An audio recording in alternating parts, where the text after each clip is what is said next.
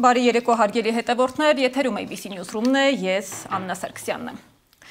Եվ այսպես Գյումրիում տեղի ունեցող քաղաքական դեպքերը շարունակում են մնալ ուշադրության կենտրոնում։ Պարզվում է քաղաքապետարանում ձերբակալվածների շարքում է նաև ԿՊԱ-ական պատգամավոր Կարեն Սարոխանյանի զոքանչը։ Նրան ձերբակալել են Վարդան Ղուկասյանին բերման ենթարկելու ժամանակ ոստիկաններին դիմադրություն ցույց տալու համար։ Նա Գյումրու համայնքապետարանում առաջատար մասնագետի ժամանակավոր պաշտոնակատարն է։ Մինչ Գյումրիում յուրաքանչյուրը սպասում է իր հնարավոր ձերբակալությանը, Մասիսում 7.5 տարի առաջ տեղի ունեցած միջադեպը դարձել է դատավարության բարդ ու միակողմանի թատերախաղ։ Այստեղ էլ ինչպես Գյումրիում պարզվում է ցուցմունքները չեն համապատասխանում իրականությանը, բայց մեղավորն արդեն ընտրված է։ Մասիսի համայնքապետ Դավիթ Համբարձումյանը կազատազրկվի 6 տարի 3 ամիս ժամկետով։ Փաստաբան Տիգրան Աթանեսյանն էլ հիշեցնում է, Համբարձումյանի դեմ ցուցմունք տված 4 անձից 3-ը դեռևս նախաքննության փուլում հրաժարվել են իրենց ասացներից։ Իսկ ինքը Դավիթ Համբարձումյանը հայտարարում է քաղաքական հետապնդման մասին։ Մի քանի ամիս առաջ, երբ ես ընդունեցի խորհրդարանական պատիվ ունեմ խմբակցության առաջարկն առաջադրել ինձ Հայաստանի Հանրապետության վարչապետի պաշտոնում, ես գիտակցում էի, որ իշխանությունն ամեն ինչ անելու է, որպեսզի չեզոքացնեն իրենց համար ծագած այս իրական վտանգը։ Ես որոշումը կայացնելիս պատրաստ եմ եղել ամեն տեսակ փորձության, լավ իմանալով, որ հայրենիքի անկախության համար մղվող պայքարն ամենևին հեշտ ճանապարհ չէ։ Ես ստանձնելով այդ պատասխանատվությունը շարունակելու եմ ամեն ինչ անել, որպեսզի Հայաստանը օր առաջ ազատվի դավաճան իշխանությունից։ Իմպիչմենտը եղել եւ շարունակում է մնալ Փաշինյանից օր առաջ ազատվելու միակ տարբերակը։ Ուստի կոչ եմ անում ընդդիմությանն ու հայրենասեր բոլոր քաղաքացիներին միավորվել այդ օրակարգի շուրջ եւ հնարավորինս շուտ կյանքի կոչել վարչապետին անվստահություն հայտնելու գործընթացը։ Հայաստանում սկսված ձերբակալությունների ալիքը հավաքում է ոչ միայն ընդդիմադիրներին ու նրանց ընկերներին, այլև չի խնայում նույնիսկ այդ ընդդիմադիրների փաստաբաններին։ Հենց այն մարդիկ, որոնք իրավական համակարգի սահմաններում պիտի պաշտպանեին քաղաքացուն, այժմ հայտնվում են ուշադրության կենտրոնում իրենց անձնական համակարգիչների, փաստաթղթերի ու գրասենյակների խուզարկություններով։ Այսպիսով քաղաքական ճակատամարտը հասել է փաստաբանների աշխարհ, որտեղ ոչինչ այլևս օրենքի սահմանում չէ։ Միջազգային պրակտիկայում արգելվում է առգրավել փաստաբանների անձնական համակարգիչներն ու փաստաթղթերը, սակայն Հայաստանում այդ սկզբունքը կարծես չի գործում։ Փաստաբանների պալատի նախագահ Սիմոն Բաբայանը դատապարտել է փաստաբան Ալեքսանդր Կոչուբաևի կալանավորումն ու գրասենյակի խոզարկման ժամանակ նրա իրերի առգրավումը։ Այդ ձերբակալման գործընթացը մեղմ ասած տպավորություն էր հաշվի արդարի, որը որ եւս ընդունելի չէր, եւ այս առումով ակնհայտ էր, որ փաստաբանի կարգավիճակով նաև որոշակի առումով պայմանավորված իրականացնում է այդ գործողությունը։ Բաբայանին զարմացրել է նաև մեր ձևով շարժման անդամ փաստաբան Ռուբեն Մխիթարյանի կալանավորումը, որին ըստ փաստաբանների ձերբակալել են փաստաբանական գործունեություն իրականացնելիս։ Հաշվի չի առնում ձերբակալելիս, որ նա իրականացնում էր մասնագիտական գործունեություն, եւս սա միջամտություն է մասնագիտական գործունեության, եւ այսպիսի միջամտություններ է տեղի ունենում փաստաբանների նկատմամբ, որը որ փաստաբանների պալատը, փաստաբանների իրավունքների պաշտպանության հանձնաժողովը, փաստաբանների պալատի խորհուրդը անընդունելի եւ դատապարտելի է համարում։ Այս առնչությամբ ես արդեն իսկ պատրաստել ենք մենք համապատասխան նամակներ միջազգային կառույցներին։ Փաստաբանները դատապարտում են նաև ձերբակալման եղանակը, ասֆալտին պարկեսնելով, խոզարկելով եւ առգրավելով անձնական իրեր։ Եթե մեկը կարմիր լույսի տակով վարել է, դրա համար այդ մարդուն մահապատիժ չեն տալիս։ Ամեն խախտում ունի իր բնականաբար իրավական հետևանքը։ Եթե Կոչուբաևը գրառում է կատարե ինչ-որ բան խախտող, ապա դրա հետ կապված բնականաբար կար կարգապահական ընթացակարգ։ Ամենայն դեպս չեզոք դիտորդի համար այն ինչի մեջ իրեն մեղադրում են եւ այն ձևով ինչպես որ իրեն ձերբակալեցին, անհամաչափ էր եւ շատ, այսպես ասեմ, պաջողական իմաստ ուներ։ Մեր ձևով շարժման համակարգող Ալեքսանդր Ալեքսանյանն էլ ընդգծում է վերջին դեպքերը փաստում են իրավական համակարգի խորացող ճգնաժամը։ Առավոտից երեկո իրենց մոտ ապօրինի գործողություններ են, ուղղակի ապօրինի ռեպրեսիվ գործողություններ են եւ մենք օրեր առաջ Ազատության հրապարակում մեր ելույթներում քանի անգամ նշեցինք եւ մեր հավաքը նրա մասին էր, մենք պահանջում էինք ազատություն քաղբանտարկյալներին, պահանջում էինք ազատություն սրբազաններին եւ ազգային բարերար Սամվել Կարապետյանին։ Փաստաբանների պալատում կազմակերպված մամուլի ասուլիսի ընթացքում անդրադարձան նաև վերջին ամիսների քաղաքական ձերբակալություններին եւ հոգեվորականների նկատմամբ իրականացվող գործողություններին։ Արա Զոհրաբյանը պատմեց, թե ինչպես են իրավապահները հարցը քննել քահանային, խախտելով գործող օրենսդրությունը։ Այդ օրը ես ներս մտա, առաջի կոնտակտը ստացվեց, ես մի քանի քահանաների տեսա, երբ նոր էին իրենց բերման ենթարկել, եւ մի քանի քննիչ են կանած, ես հարցրեցի, ինչ կարգավիճակ ունեն այս քահանաները։ Բերման եք ենթարկել, ասեց ոչ, իրենք վկա են։ Ասի եթե վկա են, բա ինչու եք հարկադրաբար բերել։ Եվ քահանանից մեկն ասեց ոնց, ես կարող էի չգալ։ Հայաստանում մարդու իրավունքի պաշտպանության հետ ընթաց են արձանագրում մասնագետները։ Բոլոր ոլորտներում իրավապահներն իրավախախտումներ են իրականացնում, որն ըստ նրանց դեռ երկար է շարունակվելու։ Դուք ունեք ինչ-որ հաղորդում, ինչ-որ ոստիկանի, որն ասում է, որ Ռուբեն Մխիթարյանը խոչընդոտում էր մեր աշխատանքին։ Ունեք Ռուբեն Մխիթարյան, որ ասում է, հարգելիներս, ես փաստաբան եմ, ես իրականացնում եի իրավաբանական օգնություն, ինձ եկան բռնեցին, ձերբակալեցին։ Առնվազն պիտի կշեռքի հավասար նժարներին դնեք։ Ու այնպես ինչպես ստուգում էիք ոստիկանի տված հաղորդումը կամ զեկուցագիրը, պիտի նաև ստուգեիք Ռուբեն Մխիթարյանի հայտարարությունը, որովհետև հավասարապես էլ կարելի է ենթադրել, որ իր կողմից իր մասնագիտական գործունեությունն են խոչընդոտել։ Փաստաբանների համոզմամբ տեղի ունեցողը իշխանության ուղղորդված քաղաքականությունն է, լրացնելու ակտիվ քաղաքացիներին եւ իրավապաշտպաններին, որոնք բարձրաձայնում են իշխանության սխալներն ու անօրինականությունները։ Սադամ Ակարյան, Գեգամ Ղազարյան, ABC Media։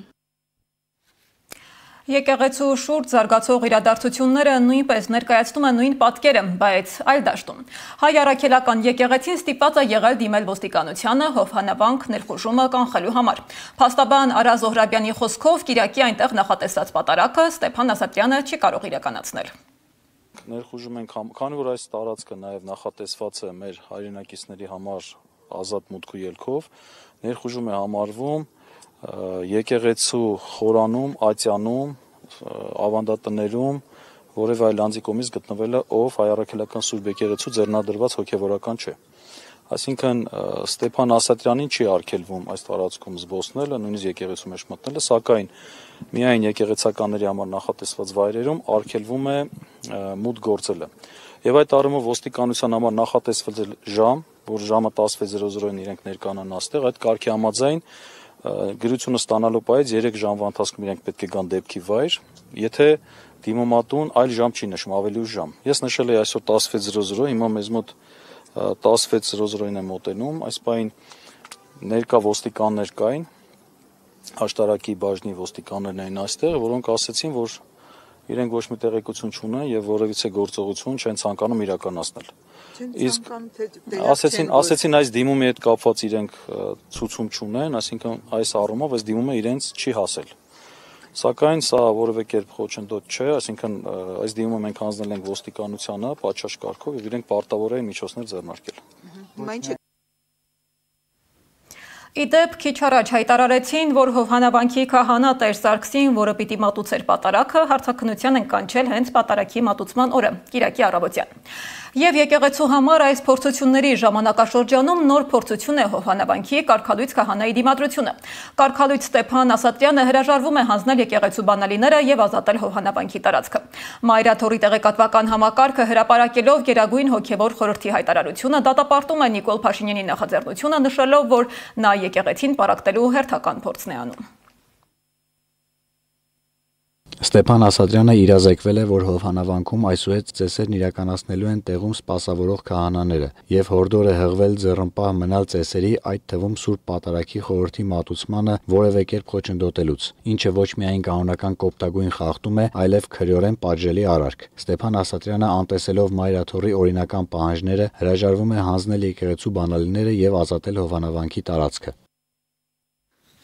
Նա ոչ միայն հրաժարվում է հեռանալ եկեղեցուց, այլև շարունակում է պսակադրության եւ մկրտության կարգ անել։ Բայց այստեղ ամենակարևոր փաստն այն է, որ կարգալույց հոգևորականի կատարած որևէ ծիսակատարում չունի իրավական կամ եկեղեցական ուժ եւ դրանք համարվում են անբավեր։ Կարգալույց քահանա Ստեփան Ասատրյանը հրաժարվել է լքել եկեղեցին եւ շարունակում է իր հոգևոր գործունեությունը։ Նա պատրաստվում է Հովհաննավանքում պատարագ մատուցել, մինչ այդ էլ հասցրել է մկրտության եւ պսակադրության կարգ կատարել։ Մայրաթոր Սուրբ Էջմիածնի ներկայացուցիչները հիշեցնում են, կարգալույց հոգևորականի կողմից իրականացվող բոլոր ծիսական արարողությունները անվավեր են եւ չունեն որևէ իրավական կամ եկեղեցական ուժ։ Սուրբ Հովհաննես եկեղեցու հոգևոր հովիվ Տեր Վրդանես Քահանա Բաղալյանն ընդգծում է, որ Հովհաննավանքը սեփականության իրավունքով վերադարձվել է Մայրաթոր Սուրբ Էջմիածնին եւ ունի օծյալ քահանա, իսկ կատարվողը կարգի եւ իրավունքների խախտում է։ Եվ լրջագույնս խախտում է Տեր Սարգիս քահանա Սարգսյանի իրավունքները, որ այդ եկեղեցու քահանան է եւ պիտի պսակներ, մկրտություններ այդտեղ կատարի, պատարակներ մատուցի, նաեւ առաջնորդոր բարձր տնօրինությամբ այդտեղ Տեր Մանուկն է նշանակվել, այսինքն երկու քահանաներ կան, որոնք կարգի մեջ դեռ հաստատ են, եւ այս քահանաների իրավունքն է ոտնահարվում, նախ ոտնահարվում է մկրտվողների, պսակվողների նաեւ իրավունքները, երեք ինքը ուզում էր խաբեության պսակադրություն անել, մարդիկ տեղյակ չէին, որ ինքը կարգալույծ է։ Տեր Վրդանես քահանան նշում է, որ վերջին դեպքերից հետո Արագածոտնի թեմը օրինական վկայական տրամադրելու դժվարության առաջ է կանգնել։ Թեմի համակարգիչներն արգրաված մենք այս մկրտությունների գրանցման թիմքերը դժվարանում ենք այնտեղից վերցնենք եւ օրինական պսակվածները առաջնորդի կողմից մակագրված վկայական վերցնելու խնդիր ունեն։ Այսինքն մենք հարյուրավոր օրինական պսակվածների իրավունքներ ոտնահարվում ապօրինի կերպով առաջնորդի կալանավայրում պահվելու արդյունքում եւ մենք խոսում ենք ապրիորի այն մասին թե ասենք օրինակի համար կարգալույց մեկի կողմից արված ասենք կնունքի համար մարդը վկայական է ուզում։ Աստվածաբան Վարդան Խաչատրյանի կարծիքով, սակայն, վկայական ստանալ կամ չստանալը չէ միակ խնդիրը։ Գիտեք, այդ վկայականների ազդեցությունը դեռ ուրճացված է, այդպիսին չի, նրանք հրամայական օրդեն ունեցող ինչ-որ փաստաթուղթ չեն։ Տեր Փառեն Քահանա Արաքելյանն էլ այս ամենի ավելի խորքային բնույթն է ընդգծում։ Ոչ չի գալիս սրանից, լավ հետևանքներ չի, սա պարակտում է, հավատացյալ արդեն ժողովրդի պարակտում է, ոչ թե իրական հայ ժողովրդի պարակտում է, արդեն այստեղ քրիստոնյա հավատացյալ ժողովրդի պարակտում է նշանակում։ Այստեղ արդեն խորքում եկեղեցու մեջ, ավելի ճիշտ Հայաստանի մեջ քրիստոնյա հայ ժողովրդի մեջ նոր ուղղություն առաջացած հավատքի ուղղվածություն է սկսել ձևավորվել։ Ոնց որ ժամանակին բողոքական եկեղեցին կաթոլիկ եկեղեցուց բաժանվեց, այդ նույն կարգավիճակը ներկա իշխանություն տանում է եկեղեցու վերաբերյալ։ Աստվածաբանի խոսքով եկեղեցու կառուցվածքից դուրս բերված մարդը չի կարող վերադառնալ, առավել ևս բոլորին դեմ գնալով գործողություն իրականացնել։ Այս ամենի ֆոնին նա պատմական զուգահեռ է անցկացնում թոնդրակյան շարժման հետ։ Երբ որ գոյություն ունեցող հոգևորականության մեջ, ասենք զայն բարձրացեց, ներկայիս խնդիրների մոտավորապես նմանությամբ բարձրացրեցին ցածրագույն օղակի ներկայացուցիչները, որ իրենք պետք է ունենան կշիռ, իրենք պետք է ունենան առաջընթացի հնարավորություն եւ այլն, եւ դա վերածվեց հսկայական պատերազմի։ Զուգահեռները շատ են, իսկ ժամանակն ապացուցում է։ Պատմությունը կրկնվելու հատկություն ունի։ Մեր երկիրը վերջին ամիսներին կարծես վերածվել է փոքրիկ թատրոնի, բեմադրված շոուներով, աքսեսուարներով ու լարված սցենարներով։ Ձերբակալությունները չեն խնայում ոչ ոքի, դինես քաղաքապետ, ռեկտոր, գիտաշխատող, քահանա, թե նույնիսկ սրբազան հայր։ Սուրբ Էջմիածինը շարունակում է մնալ գլխավոր թիրախը։ Համատարած քննադատությունն ու հոգևորականների նկատմամբ ձերբակալությունների սպառնալիքները ցույց են տալիս, որ այստեղ պայքարը ուղղված չէ միայն մեկ անձի դեմ։ Այն դառնում է մարտահրավեր ամբողջ հաստատությանը, փորձելով թույլատնել հավատավորների ինքնագիտակցությունն ու կապը կրոնի հետ։ Իսկ իրականում ինչ նպատակ ունեն միաժամանակ քաղաքական, հասարակական ու եկեղեցական այս ճնշումները, ինչպես են զանգվածային ձերբակալություններով բթացնում հասարակությանը եւ որտեղից է իրականում կառավարվում հայ առաքելական եկեղեցու դեմ պայքարը ու ինչ նպատակով, Անյա Բաղյանի ռեպորտաժում։ Աղմկոտ ձերբակալությունների, շոուների ու հետաքրքիր ներկայացումների շրջանը Հայաստանում չի ավարտվում։ Տավուշից Շիրակի մարզ, Արագածոտնից Արարատ։ Հիմա էլ կենտրոնում էջմիածինն է։ Ինչու են թիրախավորում հոգևորականներին եւ շոուները կազմակերպում եկեղեցու շուրջ։ Այդպիսով Փաշինյանը ստուգում եւ զուգահեռաբար թույլատնում է մարդկանց հակազդեցությունը վեհարանի դեմ արշավելու նախապատրաստական աշխատանքներին զուգահեռ, կարծում են քաղաքագետները։ Խաչիկ Գալստյանը Փաշինյանի գործողությունը նմանեցնում է Ուկրաինայում ուղղափառ եկեղեցու դեմ արդեն իրականացվածին։ Ուկրաինական նոր իշխանությունները նույնպես որդեգրեցին ուղղափառ եկեղեցու պարակման գործընթացը եւ այսօր այս պահին Ուկրաինայի տարածքում գործում են 3-4 տարբեր կոնֆեսիաներ, բոլորն էլ հավակնում են ուղղափառ եկեղեցու կարգավիճակին։ Նույնը տեղի է ունենալու Նիկոլ Փաշինյանի ձեռամբ Հայաստանի Հանրապետությունում, մեր եկեղեցին 1700-ամյա մեր աչքի առջև պարակվում է, կազմաքանդման գործընթաց է տեղ ունենում եւ ինչպես նշեցիք, դառնում է մարդկանց աչքին սովորական։ Կարգալույց քահանայի միջոցով Փաշինյանը նույնն անում է հայ առաքելական եկեղեցու դեմ։ Նա շուտով կխոսի նաև հակաաթոռ հիմնելու մասին, բաժանելով հավատացյալներին, ասում է Գալստյանը։ Այդ ճանապարհին հնարավոր խոչընդոտներից ազատվում է Փաշինյանը հոգևորականների ձերբակալության միջոցով։ Չի բացառում նաև ամենայն հայոց կաթողիկոսի ձերբակալությունը, որին նախապատրաստվում է գործող իշխանությունը։ Քաղաքական վերլուծաբանի խոսքով Հայաստանի իշխանությանը եկեղեցու դեմ արշավը կազմակերպելու համար աջակցում են արտաքին ուժերը։ Եկեղեցու շուրջ ստեղծված այս իրավիճակը լայն իմաստով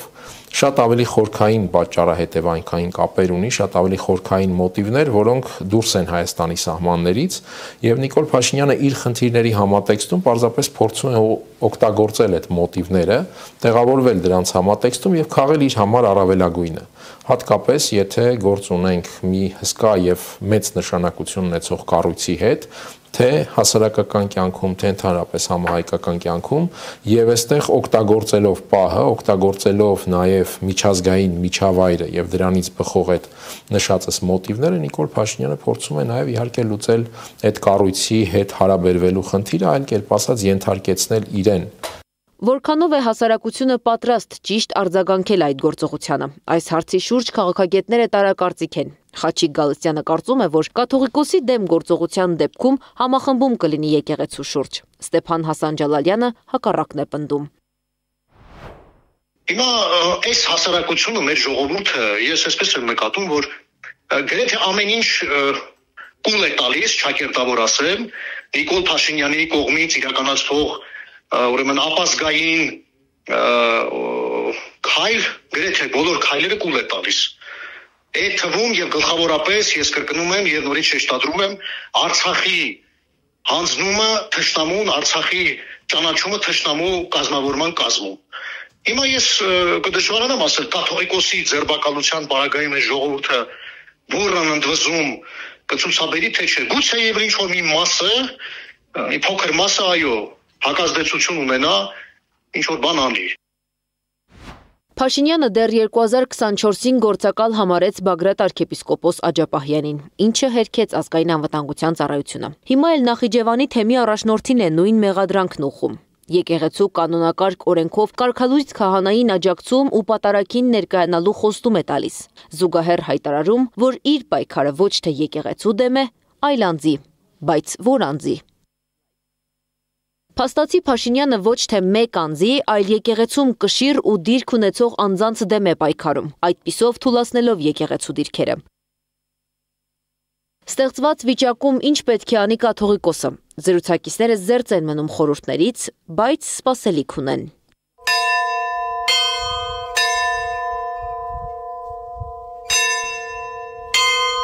Եկեղեցիների զանգերն այս օրերին ոչ միայն աղոթքի, այլ զգուշացման ձայն ունեն։ Երբ հավատը դառնում է քննադատության թիրախ, փորձության տակ է դրվում ոչ միայն հոգևորականը, այլ հավատացողը։ Անի Աբաղյան, Մհեր Դավթյան, Անդրանիկ Մանսուրյան, ABC Media։ Եկեղեցու դեմ արշավի երանգները խտանում են, դառնում ավելի վտանգավոր ու սպառնալից։ Միասնության թվեր նախաձեռնության անդամ Դավիթ Անանյանը նույնպես կարծում է, որ հայ առաքելական եկեղեցու դեմ գործընթացները մտնում են վճռորոշ փուլ։ Իշխանությունն այն դարձրել է քաղաքական օրակարգ, որի նպատակն է պառակտել եկեղեցին եւ այն ենթարկել իրենց։ Այս քայլը վտանգավոր է ոչ միայն հոգևոր դաշտի, այլ ազգային անվտանգության եւ ինքնության պահպանման տեսանկյունից։ Հայ առաքելական եկեղեցին դարեր շարունակ եղել է հայ ժողովրդի քաղաքականության հիշողության կրողը, մեր լեզվի, մշակույթի եւ պետականության գոյատևման խարիսխը։ Նրա ինստիտուցիոնալ թուլացումը հավասարազոր է ազգային դիմադրողականության կորստին։ Արտաքին համատեքստն էլ առավել քան հստակ է։ Թուրքական աշխարհաքաղաքական մտածողության համար հայ առաքելական եկեղեցին եղել է եւ մնում է գլխավոր խոչընդոտը հայ ժողովրդի հոգևոր եւ մշակութային կլանման ճանապարհին։ Եվ այսօր, երբ օրվա իշխանությունը գիտակցաբար ներգրավվում է եկեղեցու դեմ ուղղված գործընթացներում, այն գործում է հենց այդ նույն տրամաբանության սահմաններում, հայ ժողովրդի պատմական պաշտպանական կառույցի ներսից ապամոնտաժման ճանապարհով։ Սա այլևս գաղափարախոսական կամ կուսակցական հարց չէ։ Սա մեր հավաքական գոյության, ազգային հիշողության եւ քաղաքակրթական դիմադրության հարց է։ Եկեղեցուն պաշտպանելը նշանակում է պաշտպանել այն հիմքերը, որոնց վրա կանգնած է Հայաստանը, իր հավատքով, իր պատմությամբ եւ իր արժանապատվությամբ։ Եկեղեցուն պաշտպանել նշանակում է պաշտպանել Հայաստանը։ Լռությունը այս դեպքում այլևս չեզոքություն չէ, այն համաձայնություն է սեփական ինքնության քայքայման հետ։ Իսկ խորհրդարանում աշխատանքային վերջին օրը բավականին թեժ էր, քննարկվող թեման դարձյալ հովանավանքը։ Մեղադրական ելույթներ, գնահատականներ ու որակումներ, ազգային ժողովի այսօրվա իրարանցումը մեկ տեսաշարում առանց մեկնաբանության։ Երեք հական ծակեց այդ հիմա շատ եք պաշտպանում, չէ՞, մի հատ կարգալույս դերներ կա Ստեփա անունով։ Պարզվում է։ Ինչ։ Հա, Ստեփան, լավ։ Պարզվում է Կադիրովի մոլի երկրպագուն է։ Գնացեք, պաշտպանեք Կադիրովի մոլի երկրպագուին։ Գնացեք, պաշտպանեք կարգալույց եղած Կադիրովի մոլի երկրպագուին։ Դուք անհատապես Նիկոլ Փաշինյանի գլխավորությամբ կարող եք գնալ, որտեղ ուզում է, ինչ ուզում է անի, արարողություն է ուզում անի, բայց երբեք եկեղեցական արարողություն չի։ Խնդրանքս ու կոչս մեր հայրենակիցներին, հավատավոր հայրենակիցներից որևէ մեկին չմոլորեցնեք, տանեք մեղ գործելու իբր պայմանական պատարագի մասնակից։ Երեք իմ գործընկերները ընդդիմադիր շատ էին ասում, որ քաղաքացիական պայմանագիրը հետևողական է, համաձայն չեմ իրենց հետ։ Հետևողական չեք, ներողություն եմ խնդրում, հետևողական չի քաղաքացիական պայմանագիրը, հետևողականը մեկ մարդ, Նիկոլ Փաշինյանը։ Դուք մի ձայնագրություն, որտեղ ինչ-որ մեկ քահանա նախկին ասում է վեհապարը ինձ ասել է մայրիկիդ վերցրու գնացույցի, այդ դրվագով դուք քրեական հետապնդում եք, վարույթ եք հարուցել ամենայն հայոց վեհապարի նկատմամբ ու ծաղրում եք եկեղեցւոյն հայտարարությունը, որ չի բան արել, չի անդրադարձել այդ դրվագին, բայց ասում է ձայնագրությունը ապօրինի է։ Ուզում եք մի դրվագով տեսնել որտեղ է, ոնց է երևում, որ դա քաղաքական հետապնդում է։ Իսկ դուք այս մի ձայնագրությունը հիշում եք։ Նիկոլ Փաշինյան, Արթուր Վանեցյան, Սասուն Խաչատրյան հեռախոսազրույցի գաղտնալսման նոր ձայնագրությունը կալանավորել ՀԱՊԿ նախկին գլխավոր քարտուղար Յուրի Խաչատուրովին, թե ոչ խոսակցության առաջին հատվածում վարչապետի պաշտոնակատարն ու ԱԱՑ տնօրենը քննարկում են հարցը, խոսում նաև Ռոբերտ Քոչարյանին կալանավորելու հարցի շուրջ։ Վարչապետ, հիմա նայեք, Խաչատուրովին ուզում ենք տանենք կալանքի։ Խաչատուրովին ուզում ենք տանենք կալանքի, ԱԱՑ-պետը վարչապետին։ Հիմա գիտեք ինչ եղավ այս ձայնագրության հետ։ Չէ, դուք վարույթ չառուցեցիք, որ ուզում ենք Խաչատուրովին կալանքի տանել, ԱԱՑ-պետը Սասուն Խաչատրյան դա քննարկում է։ Վարույթը հարուցվեց, որ ձայնագրությունը եղել է ապօրինի։ Պատկերացնում եք, այտենց ոչ քաղաքական հետապնդում, երբ Փաշինյանին է վերաբերում։ Մի հատ էլ պարզ դրվագ ես ուղղակի կարամ ասեմ, այդ որ շոուով ներխուժում եք, այդ մարդկանց ուզում եք ծեփեք պոլին, չգիտեմ, դռները ջարդում եք, այդ մարդկանց Միքայել Աչապարյանին ծանոթություն ուղարկել եք, որ ներկայանա, ու չի ներկայացել դրա համար եք վեհարան մտել։ Թե ուղղակի ուզում եք այդ շոուն ստանալ, այս ժողովուրդը անընդհատ այդ շոուների առավոտյան պիտի արթնանա այդ շոուների դրվագով։ Էդ է, հասկանում եք, ու ձեր մի քիչ սափրված լինելը, սրտի կանելը ձեզ ոչ ավտորիտար կամ ժողովրդավար չի սարքում, ժողովուրդ։ Այո, ժամանակները զարգացել են, 21-րդ դարն է, գուցե դուք Սադամ Հուսեյնի տեսք չունեք, այո, 37 թվի համեմատ մենք համացանց ունենք, բայց դուք դրանից ավելի ժողովրդավար չեք դարձել։ Էդվարդ Աղաջանյան, հմեկը այլևս մենաշնորհ չունի, մարդը կարա Facebook-յան լայվով, կարճ վիդեոյով իր տեսակետը արտահայտի, դուք դրա հետ բան չեք կարա անեք։ Բայց դրա համար հմեկով արցախցիների խոսակցությունը կոշիկի մասին ներկայացնում եք կաշառքի մասին խոսակցություն։ Ու ավտորիտար լինելու մասին ոչ թե սրտի կանելը, տենց ակուրատի հագնվելն է վկայում ավտորիտար լինել կամ չլինելու, այլ վկայում է իշխանության ամբողջական կենտրոնացումը մի ուժի ձեռքին, վկայում է ԲԴԽ նախագահին մեկ SMS-ով հեռացնելը, վկայում է այլակարծությունը երկրում ամեն կերպ ճշտելը, թե չէ կարող գաք հարյուրավոր սրտիկներ անեք, դրանից ոչ մի բան չի փոխվում։ Երբ տեղի ունեցողը դիտարկում ենք ավելի մեծ պալիտրայի վրա, գույներն իրենց բոլոր երանգներով ավելի հստակ են դառնում։ Վահե Հովհաննիսյանի խոսքով իշխանությունը հասկանում է, որ այս պայմաններում վերարտադրվելու շանս չունի ու գնում է այլ պայմաններ ձևավորելու ճանապարհով։ Նրա բոլոր արած ու անելիք քայլերը հնարավոր ու անհավանական շարունակությունները լինելու են ձերբակալությունների, հաշվեհարդարների, սոցիալական կաշառքի, սուտ խոստումների, արտաքին քաղաքական ավանտյուրաների, ասահման պոպուլիզմի տրամաբանության մեջ։ Մթնոլորտն է որոշելու ամեն ինչ։ Համոզված է Հովհաննիսյանը։ Հիմա պայքարը ոչ թե ձայների, սոցհարցման թվերի մասին է, այլ մթնոլորտի։ Ընտրությանը մթնոլորտը լրիվ այլ է լինելու։ Այսօրվանի հետ քիչ ընդհանրություններով իշխանությունը փորձելու է ստանալ իր պայմանները ցանկացած մեթոդով եւ արտաքին աջակցությամբ։ Մենք պետք է այսօրվանից պայքարենք, որ այդ պայմանները եւ մթնոլորտը լինեն իշահ մեզ։ Կարգախոսներ, համակարգեր, ակցիաներ, պրոցեսներ, դաշինքներ, քաղաքական բանաձևեր, ներքին եւ արտաքին լսարանի համար։ Այս ամենը պետք է միտված լինի երկրում մթնոլորտը փոխելուն։ Փոխեցինք պարտված ու հանձնված մթնոլորտը, նոր իշխանության ձևավորումը կլինի անխուսափելի։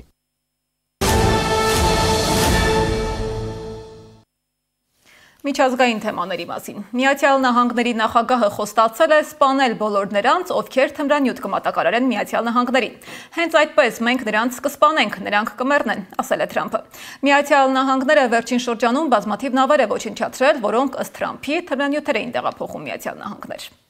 Իսկ Ֆրանսիայի նախկին նախագահ Սարկոզիին սպառնում են բանտում։ Սանտեի բանտից տարածվում են տեսանյութեր, որտեղ լցվում են վիրավորական վանկարկումներ ուղղված Ֆրանսիայի նախկին նախագահին։ Նրա անվտանգության ապահովման նպատակով շուրջօրյա հսկողություն է սահմանել բանտում։ Հիշեցնեմ, Սարկոզին դատապարտվել է 5-ամյա կալանքի իր նախագահական քարոզարշավի համար Լիբիայից ֆինանսավորում ստանալու համար։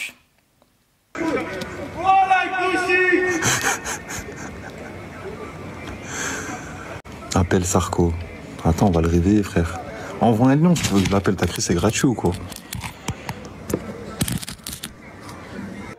Sarko, il est juste là, quartier isolé. Il est tout seul en cellule. Il vient d'arriver mardi 20 octobre 2025. Il va passer une mauvaise détention. Juste à côté, il y a le mitard. En dessous, c'est le mitard. Lui, il est juste au-dessus. Et on est au courant de tout. Այս ժամի համար առանձնացրել էինք այսքանը, շարունակեք հետևել մեր հրապարակումներին, բայց չթողնելու համար ամենակարևոր ու թարմ լուրերը։ ABC լուրերի հաջորդ թողարկումը ժամը 21-ին է։